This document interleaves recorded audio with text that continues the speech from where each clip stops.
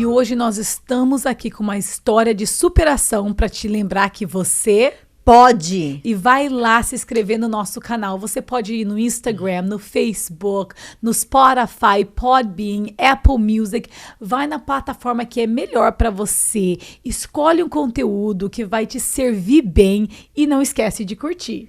Exatamente. Hoje, gente, olha, algo especial está acontecendo aqui. Por quê? Hoje nós temos a Marie, because it's French. E ela não fala português, mas a história dela é tão incrível, tão incrível, tão incrível que a gente decidiu que seria muito valioso trazê-la e a gente ter a legendinha aí embaixo em português para que você entenda. Olha, empreendedora, fundadora pioneira do real estate, do ramo imobiliário aqui em Boca Raton, no Meisner Park, uma área super privilegiada, linda, sobrevivente de câncer 2 vezes, com uma história incrível. Agora mesmo voltou para a África por causa de vários motivos que você vai aprender aqui. Então fique ligadinho com a gente, porque nessa história realmente vai impactar a sua vida e transformar muita coisa aí dentro. Mary, muito obrigada. Thank you so much. Thank you for your time. Obrigada. You're welcome. Thank you for your time. I know how busy you are. She travels all the time. So when I text her, I'm like, where are you? Are you here? Let's get together. And, you know, you are amazing. I've been to her office. It's beautiful, top notch. And I know you're busy. I know you are very occupied, that you have a lot on your plate, but you took the time to come here and talk to our community, our Brazilian community that is so special for us, and tell us about your story. I know there is a lot to learn. I know there's a lot to hear, and I'm so excited. Thank you so much, ladies. Thank you. I'm really happy to be here. So my story is definitely intricate, and there's a lot of information. But let's start with just the basic where I'm from. I am originally from Congo, and that's in Central Africa, the capital of my Congo, because there's 2 Congos, by the way. So there's 2 Congos. So there's the Democratic Republic of Congo, and then there's the Republic of Congo. So I am from the Republic of Congo. Brazzaville is the capital originally, and my mother is Russian. So I have a Russian mother, a Congolese father. I was born in Moscow, raised in Congo. So how did that happen, the connection between your Russian mother I do and... get that asked often, and I said, how did that happen? Well, how it happened is that my father from Congo got a scholarship and he went to study in Moscow. So he went and he was French speaking. There were programs back there in, I would say in the 70s, where they would go and travel to Russia, have like 1 year of the Russian language, and then go into their studies. A lot of times it's undergrad studies and masters. So my father studied economics, my mother as well, and chemistry. And then, he met my mom in Moscow, and they fell in love, and they lived together. And apparently I was born there, and my grandparents took care of me for like a couple of years when mom and dad had to finish their school. And after that, they moved to Congo. So that is a bit of the story, how that happened. And we moved around a little bit after that. But I came to America as a teenager, and just from there on, just continued, went to college, UCF in Orlando. And what's interesting is that mom and dad lived in New York City in the 80s. My father was a diplomat for Congo in New York City. So that's why you moved here. Yes, that's why we moved, and I was quite young. I learned English, the basic of the English, but then went back to Congo at 8. So had forgotten all of my English. Fast forward, I arrived at 16 through mom and dad had American friends in New York City, and they're the one who offered to take me in and also sent me to Melbourne, Florida, So I really started my journey in Florida. So you came at 16 alone? Correct. Mm-hmm. Wow, that's stuff. So parents sent me here alone then, and there was no internet, no emails, no FaceTime. Wow. You would write your letters, and it will get there like 2 months, later, Oh my God. or That's hard. you would call your parents, and the conversation. My dad would speak so fast, like, "Hey, everything's good. Oh, okay, everything's good. Okay, how's the school?" So Da, da, da. expensive. Like, really, it was so the minutes, you pay expensive. for the And minutes. the Expensive. minutes were probably like $5 a minute or something, and it was really, really fast. On the phone. That fast forward years later, when we finally had those, you would buy those calling cards. Yes. And now it Yes. became to maybe 80 cents a minute. Uh-huh. My dad was still used to talking really fast. And I would call him and I said, "Okay, Dad, Then you can have slow we have 30 down. minutes. I bought a calling card and it's 80 cents a minute. We do have at least 15 minutes in conversation. So take it easy." Because it was just really, really interesting. But yes, I came to America. My parents sent me here. I got my student visa, and en route to America, I took the flight at 16 on my own. So Wow. it was That was Brazzaville. brave. It was Brazzaville. I believe it was like Brazzaville, maybe Paris, and then Paris, then New York City. As my first flight alone.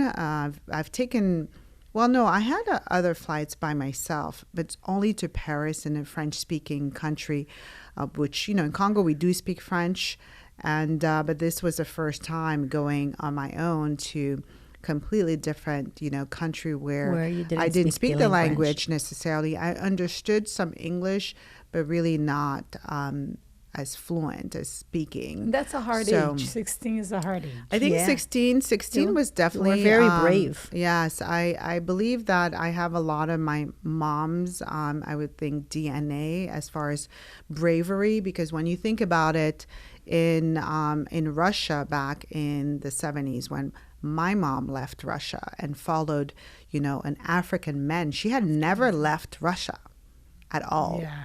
And she Yeah. was about 21 years old. My mom had me like 19. Wow.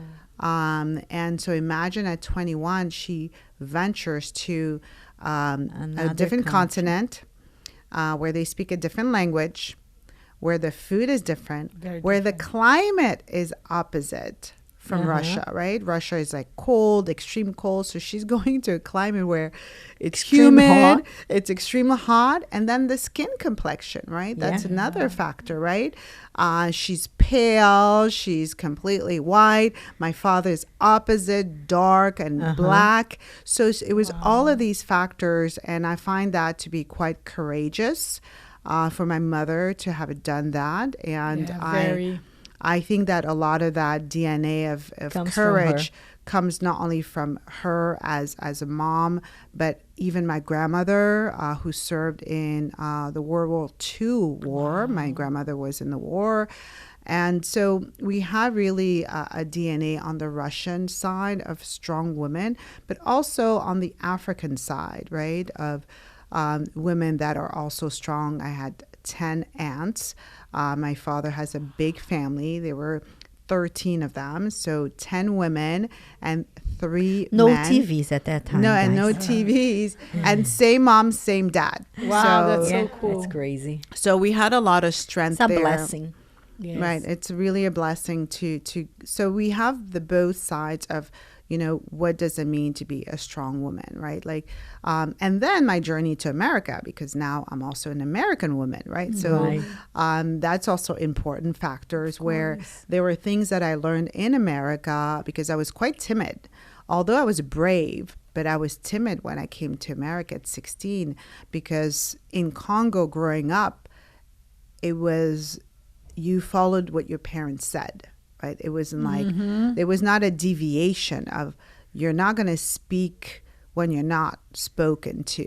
So Yeah. there were those practices in Congo. There was very, very, I would say, conservative type of upbringing. At the table, you couldn't speak. Like when we ate at 1 p.m., every day we ate at the table with the family, with my dad, my mom, and my brother, my sister, and there was no talking. So you're just Nobody talks? maybe Really? mom and dad would be talking, but the kids, there was no talking, only eating. Wow. So there was that, Very strict. you know, that expression, like the freedom of expression, America, like there was no such thing. Wow. There wasn't I like, never knew that. okay, yeah, it's your turn to talk and have conversations. I didn't grow up that way. Yeah. This expression and this talking that I No, have here. developed is really the American side of who No, I here am. in America, we sit at the table with the kids and we want them to talk. Right. Like It's how was opposite. your day? Talk to me. We No. want them to say something, right? So those, you know, and then Those the days are French different. education, because it's also French education, but you have the French African education, which a lot of it is respect. So it's really about respect of your elderly. So you can have like your sister is like a year older. You know, I have a sister, she's 6 years younger. And back then, like she couldn't, even today, like I get along with my sister. And you hear like Americans or anybody like, oh, it's so great you get along with your sister. I'm like, well, in our culture, when we were brought up, there's no way to not get along with your sister. Of Like she has course. to respect you. Yeah. So whatever you say Stays. goes. Stays. Yeah. Which is good. So- I'm the oldest one. I so- wish was like that. Yeah. So in Congo, there's a lot of course, a lot of it has kind of gone a bit away, meaning it's not as prominent. But growing up, when I was growing up in, you know, in the 80s and, you know, late 80s, because I came here in 1991, I arrived to America. And, but prior to that, there was respect. You're not speaking to dad. You're not speaking to mom any kind of way. You're not making faces. You're not, you know, twisting your lip. Right. Yes. So there was that aspect, and there was discipline. There was a lot of discipline growing up. I know that my parents remind me how many spankings I received because I did not listen. And you didn't die, huh? Yeah, no, You were I'm still just good. fine. I'm still You're just good. fine, yeah. I think those spankings really helped out eventually. But, you know, so the stubbornness, the strength, and being stubborn. And I think those are traits that are important in a human being. When we have children, we are annoyed with, you know, when our child is stubborn, is not listening. And but eventually that stubbornness and not listening goes a long way, right? Yeah. It goes a long way as an adult where you don't take no as an answer. And that is what I had as a young girl. I was very, very organized as a young girl. I was also very stubborn. My mom told me that I would never listen to her, and I always listened to friends. Like friends' opinion were stronger than mom's opinion. Yeah. So mom would get annoyed because I'm like, no, so-and-so said, or the teacher said. Like, you know, mom was always wrong and everyone else was right. So I think she was very frustrated with that. And yeah, so apparently I was so stubborn and I did what I wanted to do. So there was a lot of action. I didn't speak. Like I didn't, you know, like 'Cause you were make timid. faces. I was Yeah. timid, but the actions, I Showed. was very much into action, right? okay. Execution, Right. which we'll talk about later on how it helps me today in the business. Yeah. Right. Once I make a decision, or how I moved to Africa, once I make a decision, it is executed. You just do it. Right. It's I done. love that. It's just done. And done. I think that's Consider what it happened. done. But you know what? You say consider it There's huge importance in what she's saying because coaching my team and being in this business for a long time, and you know, you start learning that those traits that a lot of times are already ingrained in who you are is the exact traits that make you successful. Yeah. Meaning for somebody who's not stubborn or an action, you know what I mean? Like a person that just takes action, A doer. a doer, for them to learn that behavior Hard. is not easy. So they might be great at planning, but they're just not good at execution. So they need to hire somebody to execute. Somebody who's an actual natural execution, she will Usually figure it it's out an how to plan, entrepreneur. but she always Yes. gets it Yeah. done. Yeah. Yes. Yeah. It's a beautiful trait to have. So at 16, you moved here. Yes. And then you went to college. Yeah. I went to UCF. Then I worked in the financial. My background in that, like, the field that I chose was communications, because for some reason I discovered I had a voice. Yeah. Right. So in college, I go to UCF in Orlando, which is University of Central Florida. Yeah. Back then, no one knew UCF. But I discovered I had a voice, and I was like, oh, I like doing debates.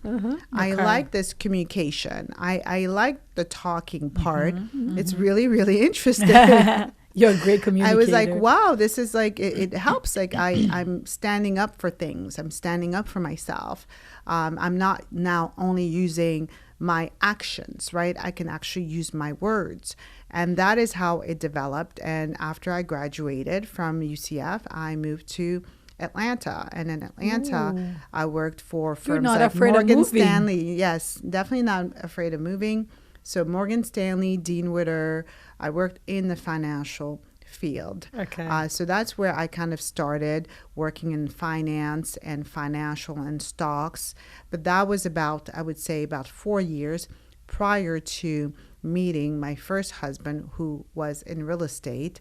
That's how I kind of got into real estate. By then I was about 25, 26 years old. So that was like the beginning of my real estate journey. Oh, okay. Wow. You started In Georgia.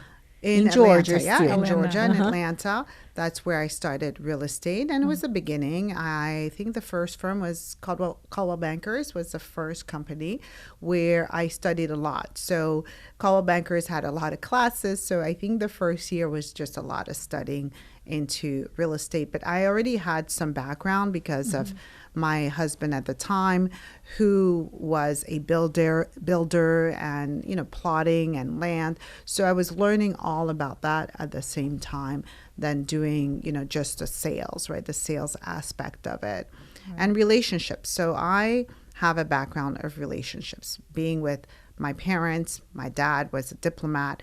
He tapped into the political side, but parents hosted parties at the house, which prepared me for, all this relationships, right? I love that. The social aspect. So I always had a social aspect of my life. Friends, always surrounded of friends.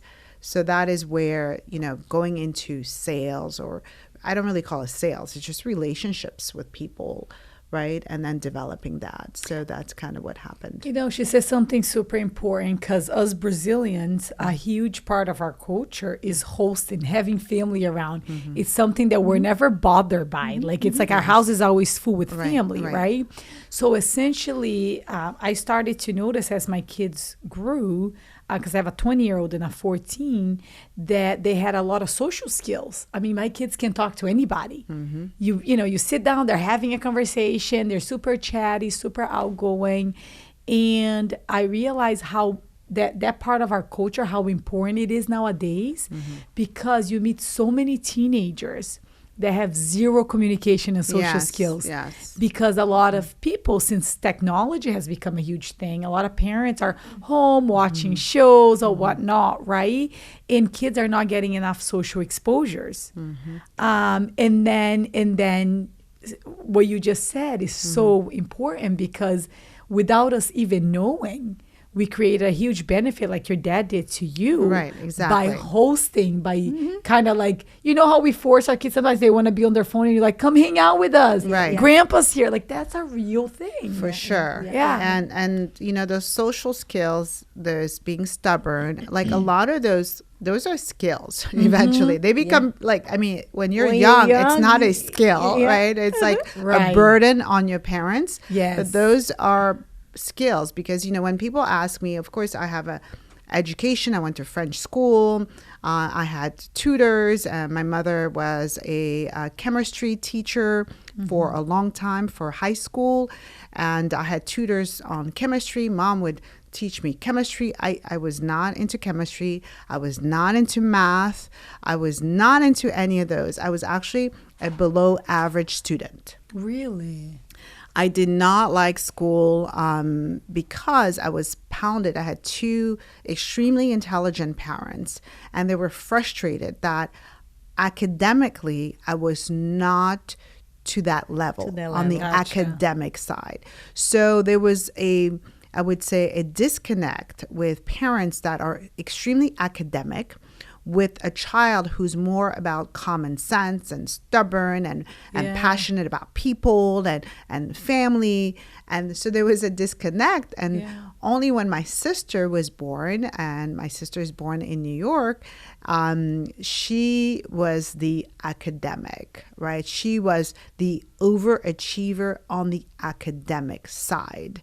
So from there, when you learn those things, like I know I have children today, and I observe them based on what are their strengths, right? Mm-hmm. Like I do that in my business today with a team of over, we have about 20 agents now on our team here at the Worth Group in Boca Raton. And I always use their strength. I say, what are your strengths? What is a strength? Like, let's start with one. And develop that strength. Our weaknesses, we can work on it, but they're always going to remain weaknesses.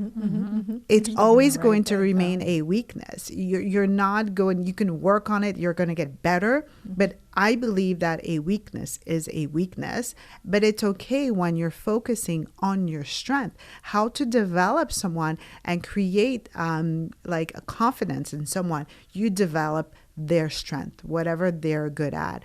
And my parents did not do that. My parents continuously worked on my weaknesses. That's not okay. You need help. You need help in chemistry. Here's more help. You need help in math. Here's more. Help. But the more you're assisting someone in their weaknesses and they're not comfortable, the more they're not going to thrive. The more you're showing them that they're not thriving. Yeah, they're not capable. They are not capable. They are not capable. And I went through that for a long time until I came to America as a high school student. And I thrive in America. Maybe that's one of the reasons that you left. Yeah. That could be definitely. I mean, I was definitely very happy to leave. Now, the journey in America was very difficult. As a teenager, young, you're by yourself.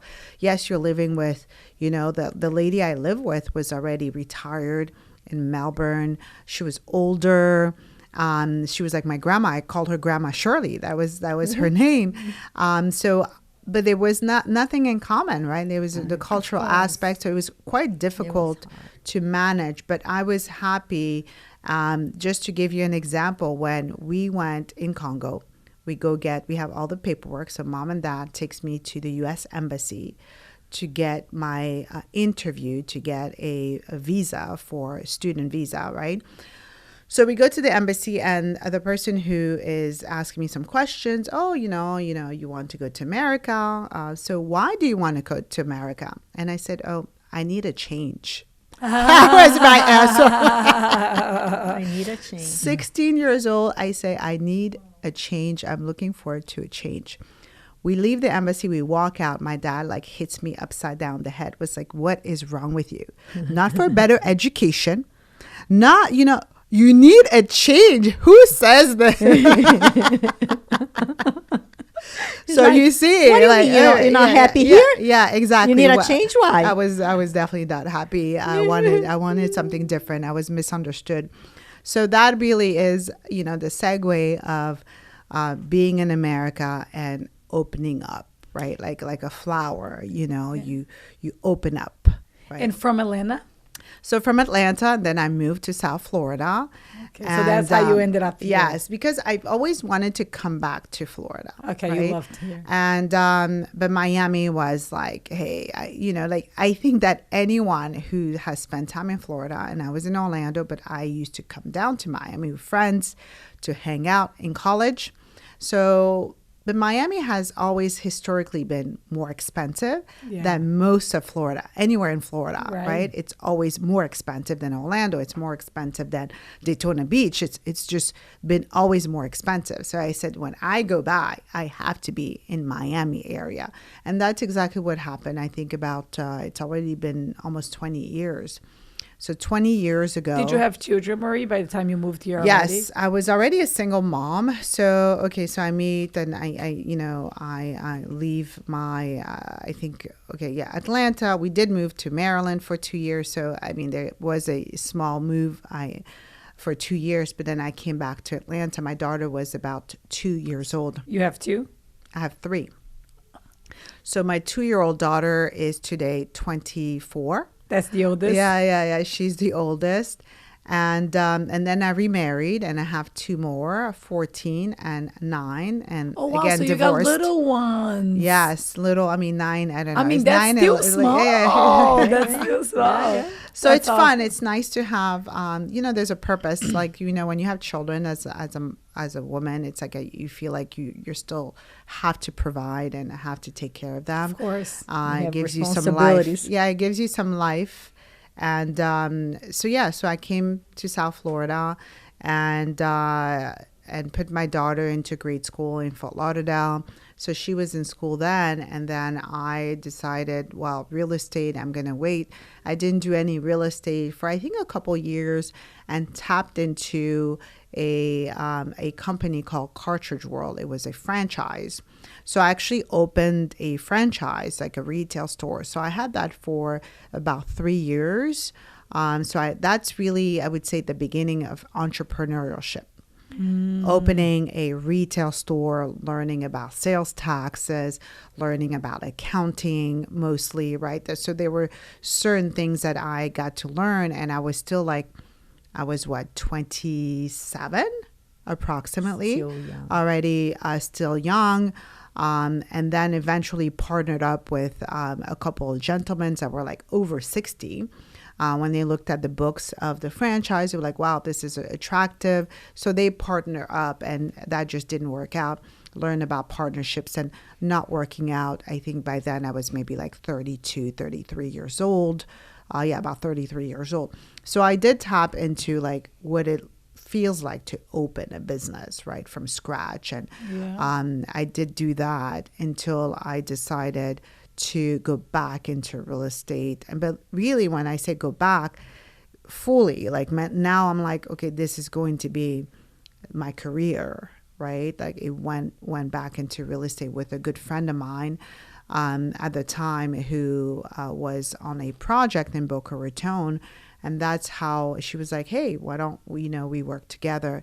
And that is when I went back into real estate full time in Boca Raton. And by then you were a single mother with young kids. I was a single mother with young kids. I think I was single mother twice. Both relationships did not work out. And being a single mother is so difficult, honestly. Like when I meet women and they want to do it either on their own, or they are like, oh, yeah, I don't want to be with that guy, I'm leaving, or blah, blah, blah, blah. Yeah. And they're, making those type of statements. And I'm like, are you sure? Being a single mom is so difficult. It's hard. And, or being married and your husband's never around. It's like you're a single mom anyways, if you have to do everything on your own. My mother has always reminded me over the years and say, as a woman, even when you're married, your kids are your kids. Like they're the mom's kids. Yeah. Even when the kids get older, right? And they normally call mom for help. Yeah. Mm-hmm. Right? Mom is. And every time there is a breakup, the mother is usually the one who takes the responsibility. Yes. Most of it. Oh, yeah. Most of the time. Yeah. Most of the times. Yeah. So it weighs heavy in addition to everything else you want to do. The ambition, right? Like being ambitious. Like what does that mean to be ambitious? Or, a lot of times I'm like, I don't know, why am I adding things to my plate? Like, why am I doing extra stuff? You just went through Why are we doing this podcast? This morning. What's the purpose? Why are we adding more things to our plate, right? Yeah. Like why? This morning I did it again. She did it again. Constantly. She came here and then she went to the Brazilian bakery next door, Why and there's nothing in Arizona. And she's like, telling her boyfriend, baby, we need to open something like that in Arizona. I said, you don't need nothing. You I need have to so many stop. businesses Please, that I why- invest in. I'm not like a active member, but I have so many, and it's like, but then it's a little added. Yeah. Even It's though I an don't do a additional, lot, it is an additional responsibility. risk or Yeah. responsibility. It could be a Yeah. risk as well because Right. it could not work out. Right. Yeah. You might Yeah. lose Why are you everything. doing Right. that? You don't know. It's really like we add on, and you know, I was before coming like recently, right? I just traveled back into the country about a month ago. I was in Abidjan, Cote d'Ivoire, which we haven't even tapped into yet. which I really want to. But we we'll were get there. sitting with other girlfriends. We went to dinner. We were about 7 of us, and we had this conversation. Why do women, mostly women, men tend to have like one task and they're good That's with it. it. They're like, no way. Like I'm done. only I'm good. doing this one at a time. Yeah. Women will have like 10 tasks going at the same time. True. And then if we get one done, we added another one to go back to the 10. Yeah, but we're doing all of it at the same time. Yeah, yeah, though. yeah. We are. It's not like, okay, we're going to do this. I mean, I find myself, I really high level multitask that I get frustrated when someone else doesn't multitask at that level. It's like, so why aren't you doing 10 things? Meaning you're on the phone, sending an email, Yeah. you know? Sometimes cooking, Like cooking, I always play or around because I love talking. working from my kitchen because I will have something boiling up while I'm doing a Zoom meeting and I'm returning emails as I'm doing. like- I'm like, why? Right. Why? Right. And But it's when not someone healthy for else your is not brain. doing it, No, you get frustrated. My daughter called my attention these days. Like, about a month, 2 ago, she's like, Mommy, not everybody has to be like you. Like, Yeah. chill. Yeah. She goes like, chill. Because I Yeah. want her to do like 3 or 4 things. And I'm like, why you not? Mommy, I'm doing this. I'm like, but you can do both. Yeah. No, And you know what's it's highly unhealthy to do that too. Because what happens is, I'm super into meditation and it's something I've been working on for years now, for about 3 years. Doing one thing, like focusing on one thing and just that one thing alone. I know I'm not great at it, but it is highly unhealthy. Why you look at me and because say what that? happens is that your brain, but I have gotten better, that your brain is going back and forth, and you feel a sense of anxiousness when your brain is not going at that speed. And being at that speed for long periods of time is unsustainable because it creates stress and it creates chronic stress, which creates inflammation, which creates disease. So essentially, like even something simple, right? You want to rest today and you want to watch a show. What happens? I don't know about you guys, but you start watching a show and then 30 minutes later, what are you doing? sleeping. No, you either on your phone, like you might be doing something You're completely different. multitasking You're again. multitasking Yeah, again. yeah, And then you think about something in the kitchen. You go and you grab it. You pause the show. Then you think about why? Because your brain is at a speed that is not healthy. And the so thing- even when you need to actually rest it, it can rest. That's why Right. I've gotten into meditation. Especially today, there's very unhealthy. information overload. correct. And the problem is that cause a lot of dopamine to be released on your body, and you get used to that level. You get used to that high, drops of dopamine on your body. Right. And then if you don't have it, your mind, Yep. your brain will tell you that you need it. correct. And then you create something, you do something so you can have that again. yeah. Now you're anxious watching then the show. it just- it because just- you feel it's like you got to be vicious. doing something else. You're watching that show, but you can't rest. You're like, you know what? Let me just reply to that. You Just feel- those 2 emails. Let me It's look. so It's true. very unhealthy. Yes. It's highly unhealthy. So retraining yourself to actually do one thing at a time is very beneficial for your health. Right. Which is something, again, I've been trying to work on. But once you've been doing this for 20 years, Right. It's You're- automatic. It's like automatic. to tell yourself. It's a reminder Yep. or reset button every Correct. It's because you Time. needed you needed dopamine. Yes. yeah, it's crazy. But you're right. Yes. Then you start like everybody, if you are a high multitasker like that, Marie, everyone is, not everyone, but truthfully, there's a very small percentage of people who can perform at that level. Right. So, which means you're going to be mad at a lot of people. Yes, yeah. And we get frustrated. So what I've learned over the years, because I have worked on myself as well. I've done several courses, several major, institution courses from when I was 25. And that has taught me how to have a lot of acceptance.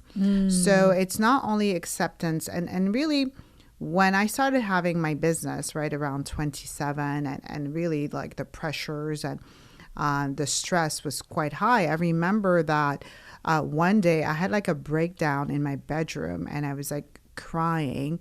My aunt was staying with me at that time, visiting, I think, from New York, my dad's sister. And she hears me like just crying, and she comes in the room, and she's like, because I don't cry a lot. I'm not a crier. I wish I would cry more. I think it would like kind of release a lot of just like a lot of the tension. I grew up with a Russian mother who was very tough on me, so I attribute crying as a weakness, unfortunately, which it doesn't mean anything. It does not. Like, and I retrained my mind saying, no, it doesn't mean that, right? Like, you could cry, like give yourself permission to cry. Right. But I had a breakdown, and she comes in my room, and she's like, what is happening? And it was like a severe breakdown of just like this extreme amount of pressure, because that business at the time, I had employees. I had like 4 people who worked for me. And there were moments where you're like, okay, am I going to make it? Is this business, am I going to be able to pay the employees? It is a startup. So I had a breakdown. That was my first experience of like physical, right? Like a physical, what is that stress looks like, right? Physically. And of course I brushed it off because I'm young, right? And you're like, oh, that's not a big deal. Okay, tomorrow's the next day, and you continue. But I think those are signs, those are signs, in retrospect. If you look at it, like you're like, oh, okay, that was a sign. Maybe I really should have just really chilled. And it's okay not to operate at such high level of intensity. Like, it's okay. And then it became just like a journey of self-awareness over time, of acceptance. And I've asked, like, through my courses that I did in my my mid-20s, I did ask my employees, like, there was an exercise, and this is a good exercise, where you ask people who work for you, and you say, so what is my strength? So they, of course, the strength is like, yeah, you're a leader, you're a good teacher. And then you ask your employees, what you think my weakness is? And the weaknesses was impatient. So when I was like 27, they were like, you're impatient. Yeah. And you're cold. So I got cold. I even ask friends. That's another thing that's good to do with friends. And and the friends, you're cold. Okay, you're no emotion. And so I have open the layers, this onion layers. You open the layers over time of like, who are you? For yourself first and foremost. But from then on, I learned how to have acceptance of myself and acceptance of others, most importantly. But it doesn't mean that it's easy, because you're still who you are. Yeah. Like, you're impatient. It's a daily working process. That. Oh, it's a every day. Every day. It's never going to end. But having like acceptance, I think that most of the people around me, my friends specifically, notice. They're like, oh my gosh, you tolerate so much. Because it's kind of like, I accept you. Like, I truly accept people now the way they are. Like, if they make a comment, they're like, Andrea did this, but I'm like, but that's who she is. Yeah. That's my answer to, that's who she is. You knew that about her, right? That is who she is. Yeah. She is impatient. That is who she is. So and what that's okay. you're going to do about it? Yeah. That's okay. You can't do anything but about that's it. what I'm saying. It's okay. Like then when you're okay with people, how they are, you're like, like, and you feel so light. You're like, that is who they are. Yeah. A huge part of that stress lifts it off. Yes. As a leader, yes. Yeah.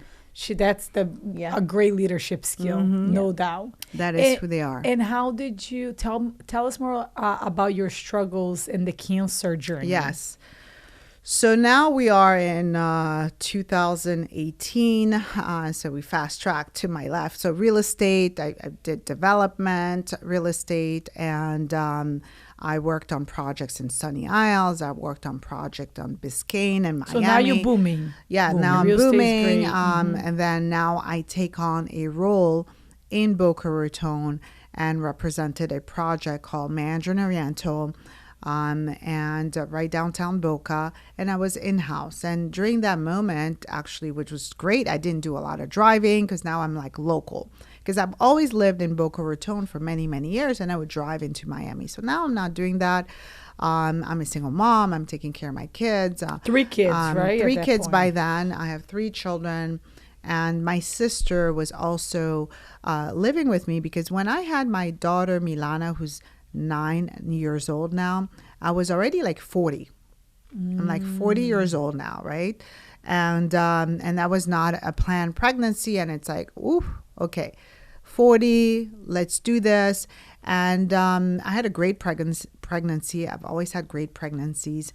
But when I delivered Milana, it was like a 10-hour, labor. Like, what is happening? I thought I would pop her out so fast, The third one? Like, my uterus should be, like, wide open. It's baby number 3. Because my son was born within, like, 45 minutes of me going into labor. That's awesome. Okay, my son I was never 14. had that lucky. Yeah. So my OBGYN says, you know what? You're going to pop this baby number 3. It's going to come out. Poof. So we were like ready. Like, it's going to pop. I spent like 10 hours to 15 hours at Boca Regional. And I was like, what is happening? I'm like on oxygen now. Like, it was like hectic. I was like, this is not, and the doctor, my OBGYN says, I'm coming back tomorrow. I've been like, you're not coming back. I had my girlfriend there at that in the hospital delivery room. And I said, let's pray. I said, this baby is arriving tonight. Okay. 9:30 p.m. We started praying and praying and praying. She came out at 10:30 because my doctor was getting ready to go home and we were talking about C-section. I'm like, we're not having a C-section. That baby is popping out. And she came out. That's awesome. And on the 3rd, it was February 3rd because I'm like, no, she's not going to be born on the 4th because number 3 is my lucky number. She's going to be born on number 3. Okay. And we prayed and she came out. That's and it was awesome. Beautiful. So power of prayer. Yes. And I came out and I got home 3 days later. And I started having these massive headaches.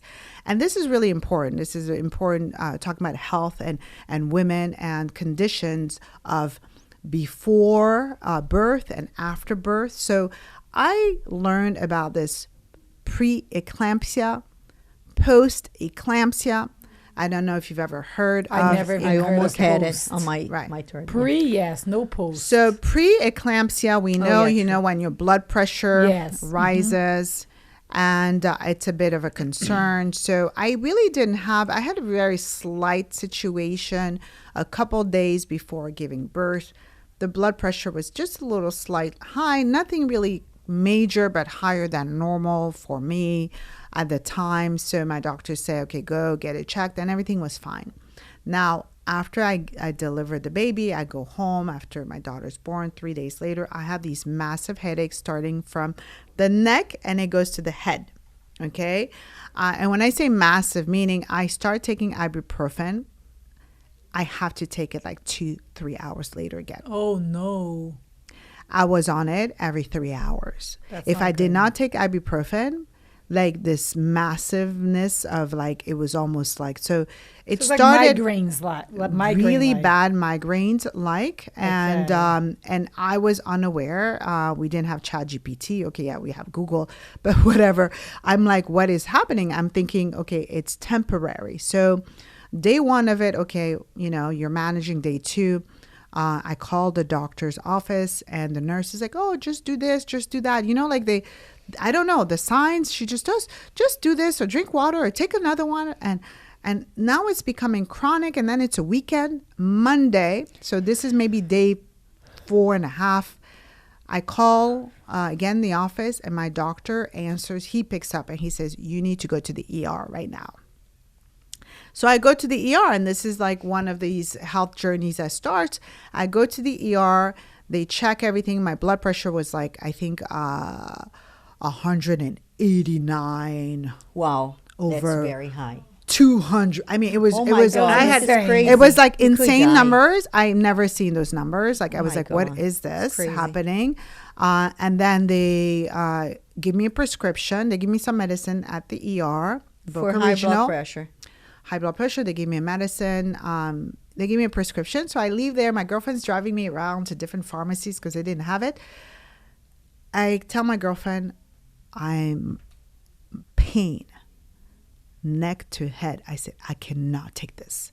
Go back to the ER. The same evening, we're just driving around. 2 hours later, I said, no. Go But back. when you were at the hospital, they managed the pain. They just It was managed better. the pain. It was Except better. for That's home. why you It was left. better. Right. I And then leave. he came back. I'm in the car like, poof, like your head wants to explode. Oh, yeah. So, Right? It just never had such a feeling like that. And I go back and I get admitted, and I was there for 7 days. Wow, with the baby at home. No, the baby's 13 days old. 13 days she was Right. old. And they would not allow the baby. I had a fit, by the way, in the hospital. Thank God I have a girlfriend who is a surgeon at Boca Regional. Called her, it's 2:00 in the morning. She's like, please have her, put her in maternity. So they put me in maternity with my daughter. But I was only able to keep her 2 days because then pumping me up with medicine. I couldn't breastfeed her. So it was really hectic, right? hard. So body goes into overwhelm. I experienced that. And so that was it post-eclampsia, or was it also, I really believe it was a mix. It could be post-eclampsia, but I really believe it was also side effects from the epidural given to me at Boca Regional. Mm-hmm. The medicine of that epidural, I tried to do research after, okay, to understand what was in that medicine. Because, epidural, what is an epidural? An epidural is a cocktail of medicine that they put through, obviously, like an IV, right? Like a needle, but they inject you a cocktail. Most of us don't know. We just like epidural. Yeah, for me. I want an epidural. I don't But know. what even does know that what mean? It is. It's What? Yeah, no, I know It's what it a is, but I don't know cocktail. what's in it. So it's a cocktail. So there was a cocktail. There was two, and I don't remember the name of the medicine, right? That Boca Regional, because in the past I've had epidurals, but this epidurals made my legs feel like rubbery. I don't know if During labor, you meaning? I was freaking out during labor because I was like, my legs feel like rubber. Yeah. And I'm telling my girlfriend, I say, rub my legs. I'm like, it was freaking me out. And I believe it was a side effect that caused my body to go into overwhelm. The reason I'm bringing this up is because a lot of women don't know. We go and we get it. So, But I think there's a lot more people now going natural right. than before because of these reasons, because there is a lot of side effects. And I don't know, I think this is beautiful that you brought this up because I never did research before I had my kids. And my son was natural, not by choice because he was a preemie. Okay. And Natural, no epidural? no epidural. It was horrible. But because it was horrible Wow, I with my cannot daughter, imagine it having- was like, give me the epidural as soon as possible. Right. I was 21 years old. Had no idea. I didn't do any research. Fast forward now that I'm really into health and wellness, it's a lot of people are going natural for a reason. So I think there are a lot of people who not only have insane side effects, Yes, but there's the side people who effects. died from they have like crazy reactions. Right, because I wasn't told, okay, by the way, if you go home and you have these massive headaches, maybe it's not unusual. Maybe let's talk about this epidural. Let's talk about the side effects of the epidural. Those were not addressed with me, right? So I go home and after those 7 days, let me tell you, my life changed as well. Because number one, 7 days in the hospital, my ex-husband is not, at the time I was still, I think, married. But anyways, he wasn't around, right? So I had to call my sister from New York. My sister has to come emergency. I was by myself, right? Help with the kids. Thank God, girlfriends. I had one girlfriend. The baby goes to a girlfriend because not everybody can handle a newborn. Who's going to take care of a newborn? That's crazy. Yes. And I'm panicky because I have the two other kids, one in high school, one, and like, what am I going to do? My children, am I going to die in this hospital? And my blood pressure is up and down. They started checking my blood pressure every 5 minutes. And that's freaking me out. I'm like, oh my God, they have a slip and fall sign. I'm like, why do they have a slip and fall sign in front of my room? Like, am I going to fall? Like, what's happening? What are they not telling me? So I'm like freaking out. I was a ball of freak out. Yeah. Stress. Right. And all that 7 days, all I can do was like, I want to get out of this hospital because it's not getting better. My blood pressure was just like a yo-yo, up. Okay, like down, up. Down, they give me medicine. Okay, up. Down. It continued like that at home for a good 9 months. What? 9 months of up and down. You should see I had over 40 medicines. I had a cardiologist now.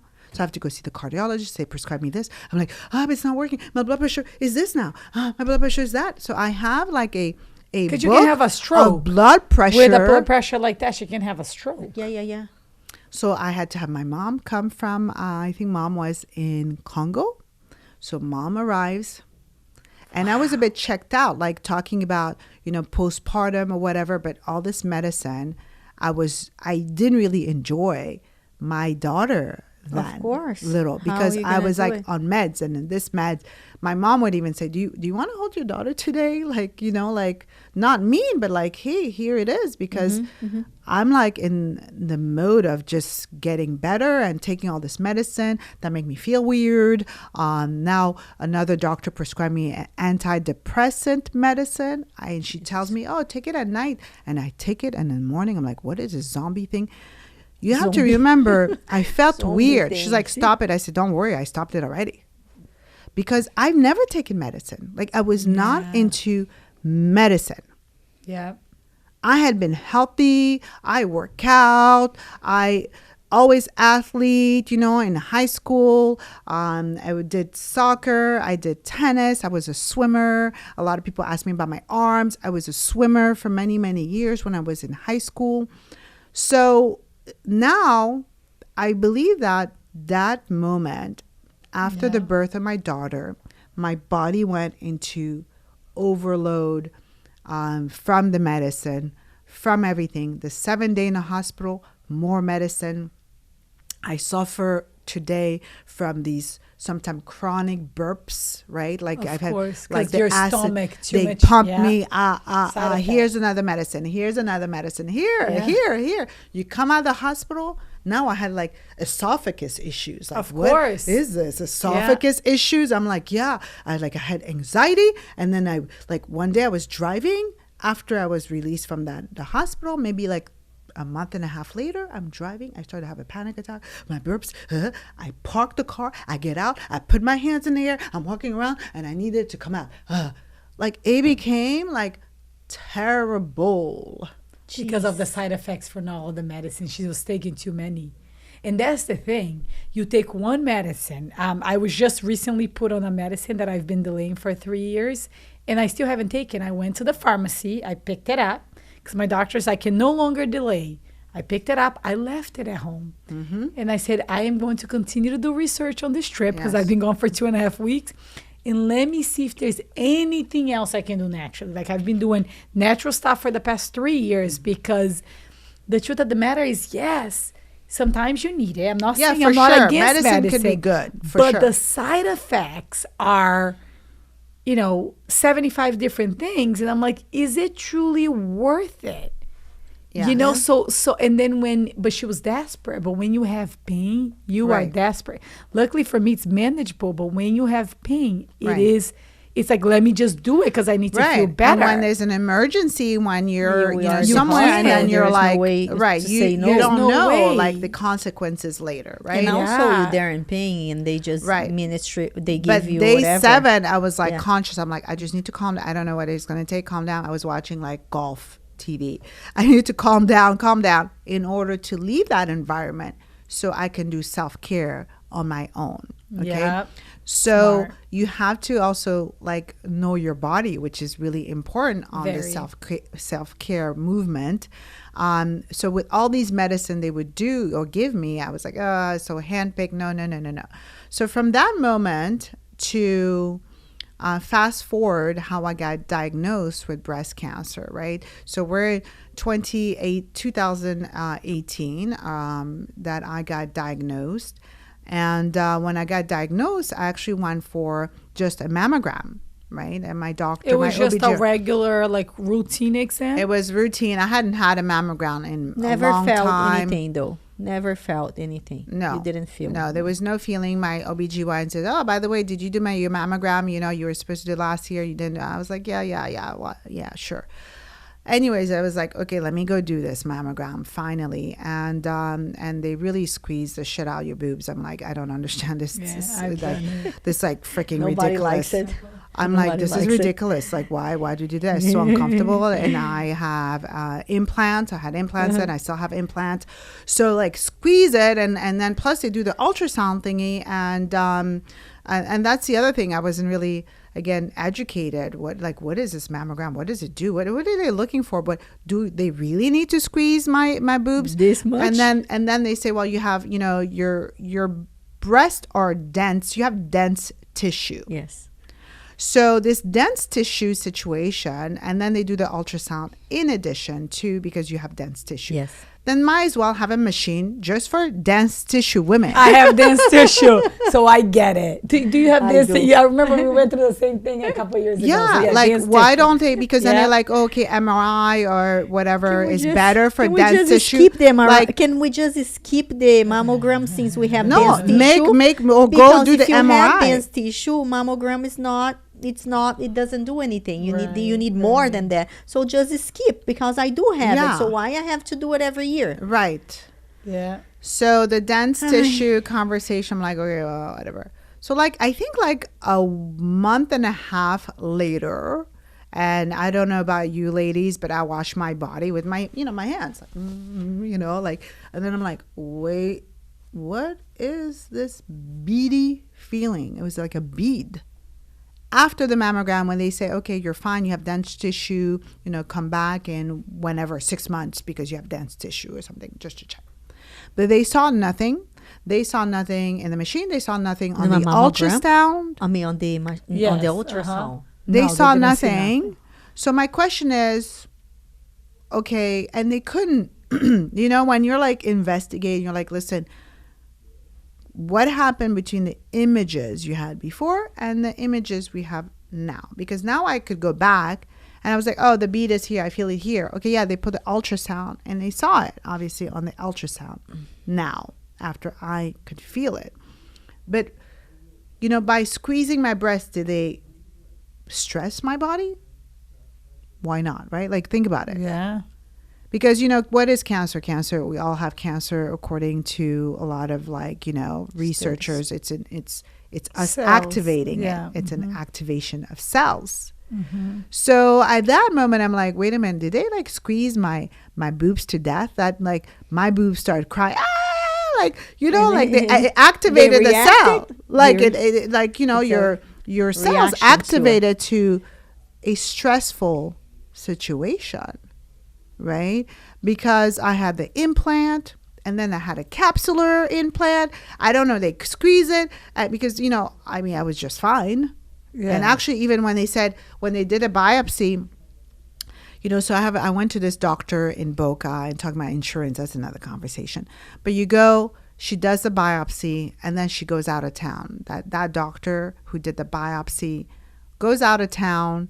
And then I have her nurse calls me. So I'm calling to check, status. The nurse calls me over the phone and says, yes, it's positive for cancer. I swear, I almost passed out. What? On the phone. The nurse, not even the doctor. That's crazy. It was terrible. Like That's how crazy. I got the first That's news. so insensitive. So insensitive. And I swear I was like, the first thought, of course, I'm going to die. You could be driving. You could be doing anything, right? 'Cause, like, Right. you maybe have a second. You're like, oh, let me just check. You don't think That's you true. have I didn't even think anything. about that. Like, she should have asked questions. Like, do you have a family member with you? Maybe come into the office. Like, Nothing. that's Where are you? Are you crazy. sitting down? Are you on your Nothing. You're Crazy. at your house? So you just found out alone Yeah, on the phone. on the phone. Yeah, she tells me. Yeah. And you so- can even get further information from a doctor. So now you know you're No, right. positive and you're just like, Now, and what's what? next? Yeah. Go see. She's like, go see your. I mean, I didn't even have an oncologist. You know what I'm saying? Yeah. It was just my OBGYN. Yeah. So now what's the next step? Like there was no like type of like, okay, this is what you do next, right? Yeah. So I call, of course, my OBGYN and I'm like, okay, so I need to come see you. What do I do? And he's the one who recommended some doctors. And then I go see a doctor in Lake Worth and she's like, chemo right away. That's the other thing is that, it becomes such an emergency that you can lose yourself in the emergency. If you don't slow down to be like, I need to research about this, like, you guys are just like telling me chemo right away. Like, did I really need chemo right away? Right? Like, let's talk about this, like right away. And then apparently I was like triple positive, which is like less than like 1% of like the whole And global. what does triple positive mean? So you have estrogen, so you're estrogen positive, right? So lots of estrogen, like which is Okay. good for me, I mean, usually you would think it's good to have lots of estrogen because Right, you the have whole- shiny skin. Like I It's probably the- have shiny skin right now. You do. Right? it's Like the yeah. hormone for women, Yeah. In bed with Yeah. like, there's no issues there. No issues there. But obviously, it's not so good to have too much of it because It can then cause, apparently so they say, right? It can cause cancer by having too much estrogen. So I had a lot of estrogen, so that I'm positive for estrogen. I was positive for the other, whatever was it, estrogen. There's another one, positive. So you're positive. So you're just have high consistency of that. Testosterone, or how is Yeah, it? testosterone. Yeah. So like, I don't know yes, how to say in English. exactly. So you have high levels. So of you're those. triple positive. Right, What which stage? is better than, so they don't talk about stages per se. Really a stage, what I've discovered, is the size of your tumor. Oh, okay. So the size of my tumor was like 1.5 centimeters. So then that's when they say you're stage 1. Oh, okay. That's what stage 1 means. It's really the size of your the tumor, tumor. usually. Oh, okay. Okay, gotcha. So the tumor was quite small. And then I also discovered through the biopsy, I had another tumor on this side and one over here. And then they call it, 5 o'clock, this is 11 9 o'clock, yeah, Right, yeah, right. yeah. So this size was not cancerous, was the only one side that was cancerous. And the difficult part for many women, once you get diagnosed with cancer, is that a lot of times there's no pain whatsoever. You're not in pain. Right. I had no pain. I am healthy, and you're telling me that Very there's healthy. something wrong with me, and then I have to do chemo and get really sick Messed up. in order to get better. That's crazy. Yeah. So it's a hard shock. Yeah, it's a shock, and I had to get lots of second opinions. I have a very good friend, my girlfriend, who is a surgeon, and she actually used to perform mastectomies. Like that was what she did. She, was a bit upset with me in a way. Like I think it was like a strain in our relationship because she's like, when are you gonna do? You need to go get like treatment.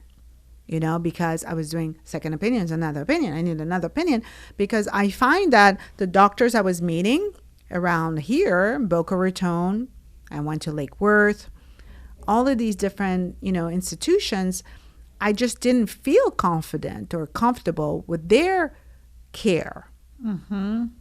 So I had to go all the way to Miami to the Sylvester Cancer Institute, where I finally found that they cared. And that's where I finally did my mastectomy there, with the surgeons there. Even the way they would speak to me was like, you can tell that these women care and that you're not just a dollar sign walking around, because, you know, it's a big health business. It's a huge industry. Yeah. It's an industry. And so it was hard for me to say, okay, I'm going to do chemo first. Do I do surgery first? So like, what is good? Like, what should you do first? Right? Like, you don't know. In retrospect, should I have done chemo first? I did the surgery first. I did a mastectomy first. But should I have done chemo to reduce the tumor? Right? Maybe. Right? Like, you don't know. I mean, all the decisions you make, honestly, at that moment, I tell women, it was the right decision at that moment for you. Yeah. Because then you go about your life. So I do the mastectomy, right breast, right, I think nipple sparing mastectomy. That's what they call it. So they spare your nipple and they like scoop your, like a bagel. They take everything out. And that is the surgery I had done. After that, I did chemotherapy. The first chemo, like the actual cocktail they give you when you go for your infusion, wiped out. Like, my hair was gone after that first session. And it was so strong. And I remember that I saw when I first met you, like years ago. Yes. I think you were just coming out. Mm-hmm. You still had your hat on and everything. Yeah. We met at an office in Boca. And I remember that I read it, I think it was in a newspaper, an article, because the way... Palm Beach Post. Yeah, and I think it was beautiful. I don't remember details, but it was beautiful because what they were addressing was the way that she deal with how, you know, how you went on it with your life and with everything, and the things that you did it and the things that you probably said at that time that set yourself apart on fighting something so dangerous and so serious and scary, because scary, you have kids, and you know that changed your your daughter. I mean, your youngest daughter was what, 4 years old? She was, approximately, 4. And now, I mean, you were sick for a year when she was born. Yeah. You catch a break. I mean, 3 years is not a long time. No, I catch a little break. It's a lot. Mom was there. She left. And then I get diagnosed with breast cancer. So I'm like, Mom, I need you to come back. So Mom comes back, thank God. And she helps me. And then, you know, the pandemic happened. I did my chemotherapy treatment during COVID. So you could not have anybody So I would go to get, I had to go. I drove myself. Like, I would go by myself for the treatments. But so between being diagnosed and getting the treatment, it took you about a year or 2 years? Between what? Being diagnosed and starting the treatment about a year. Exactly, because I was like, well, I did I did do, so it was about 7 months before I did my surgery. Okay. So I did do the surgery first. And I did my mastectomy, and I was back at the office, I think, like in a week and a half or 2 weeks. They were like, what are you doing here? Like, what are you doing here? Yeah, but I think that's what they were writing about it, that you didn't stop your life. And then I got fired, you know, so there was that story. I got fired from that position. And because you were sick? No, not because I was sick. A week prior to me doing chemotherapy, I get fired by the head of the organization of the real estate company then. And because he found out that I took a meeting for a potential other opportunity. Oh, okay. So he's upset. And he like basically finds all kinds of reasons, but ultimately he told me the reason why he was letting me go. And I said to him, I said, you know, I have chemo coming in like a week. I said, this is really like, don't worry, I'll put you somewhere else, but it's not my decision here. It's because of this, something else. So he made up that, you know, that I had to be let go because the developers were not happy with my performance, my sales performance. Which is even worse. You were going through chemo. And I'm going through chemo. And that's insane. So it was Wow. fine as I was let go, and my mom says, there's always a reason, right? One everything. door closes, and thank God, because honestly, I don't know how I would handle the chemo and going to the office anyways. Like, it was fine. And then the pandemic, I was home already. So you know how everybody had to be home? I was already home. I had to do my treatments. Treatments were every 3 weeks. So I'm home. So it was fine. And I was now going through chemotherapy. And now what was next for me? Because I was no longer on the project. I was no longer wanting to be with that agency. I said, who am I going to align? So although I was going through treatment, I'm like, what's next for my life? Right? Like, what is the next step? So I had a little space in my room where I created this in my office. I wrote my top 10 customers or clients for real estate during the pandemic when everybody was shutting down. I'm like, this is what I'm going to do. This is what I'm going to do. I'm ready to create the Worth Group. And I called Edgardo de Fortuna with Fortune. I said, Edgardo, I'm ready to join Fortune. However, I want to join Fortune, but you got to open an office for me in Boca Raton. I'm not going to Miami. And this is exactly what happened. And this is how I launched the Worth Group, starting in my bedroom, going through chemotherapy. And that is the vision. And today we're, almost like 6 years later of the vision that I had in my bedroom. And the name was, although created before as a team in real estate, it was already created by me. So creation and execution, right? Like, at what moment do you execute that creation that you've had? And that was during those difficult times. Oftentimes during the difficult times is when you want to create. Yeah. You want to start creating, and it gives you a sense of purpose. Like, you're living for that. So you want to create something that will go on to whatever is next for you. And of course, what's next, you never know what's next, because it became, and then all of a sudden it grew into something bigger than you. So that was the first time I was diagnosed. I started the Worth Group.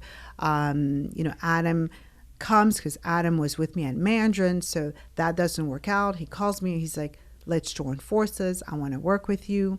I want to join Fortune. So he comes along and he's my business partner. So that's how we start the Worth Group, and everything's great.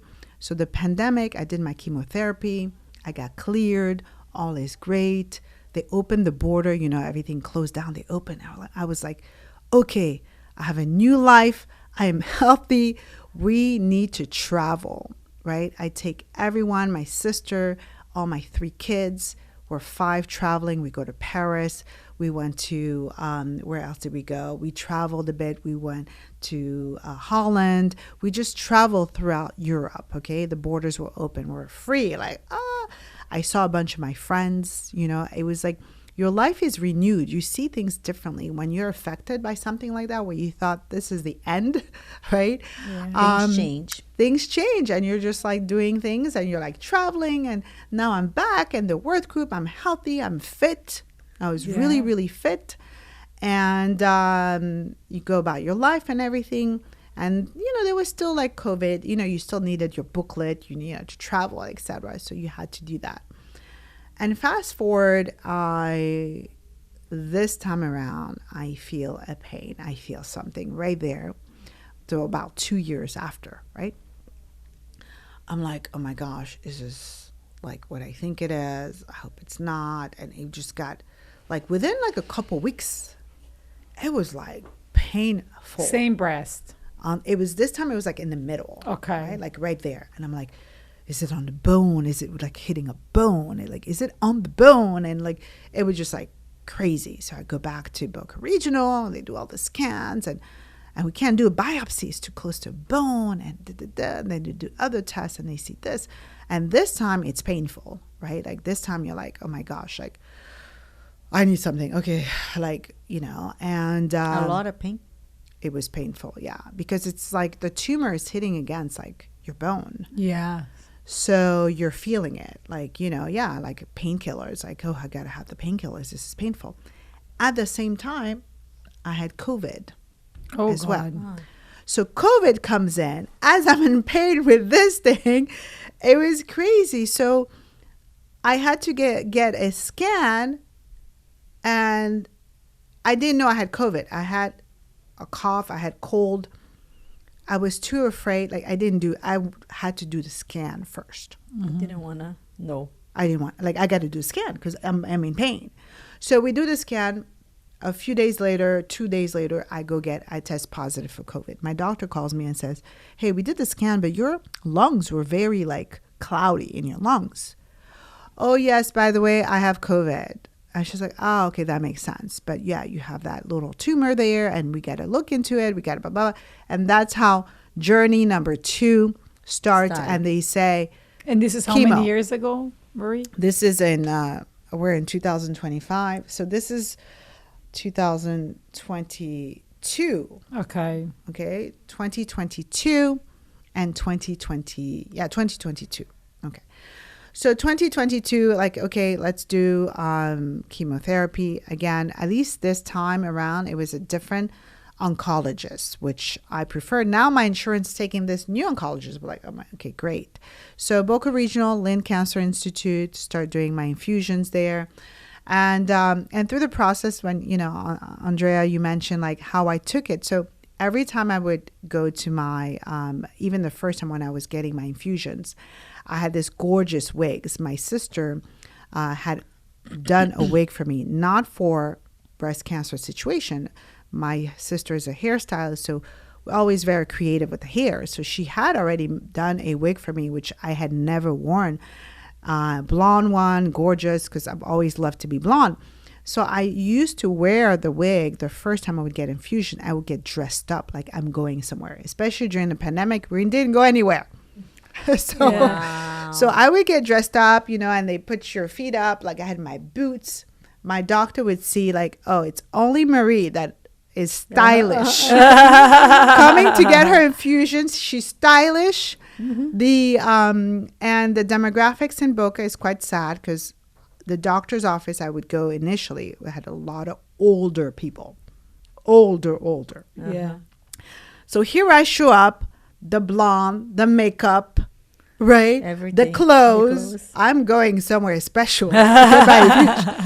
So, the old folks are probably you work here? They thought I worked there. Nobody nobody thought I was a patient. Yeah. So that was the first time around. And I think it's also important. Every woman handles, their trauma and their, going through cancer differently. Yeah. I handle it with style. I never wanted my children to see that I was suffering. Even at home, I always covered I had a bald head. My sister, she cut out because, some women start to shave their heads automatically. I was okay seeing my hair fall out, right? The little piece that just started yeah.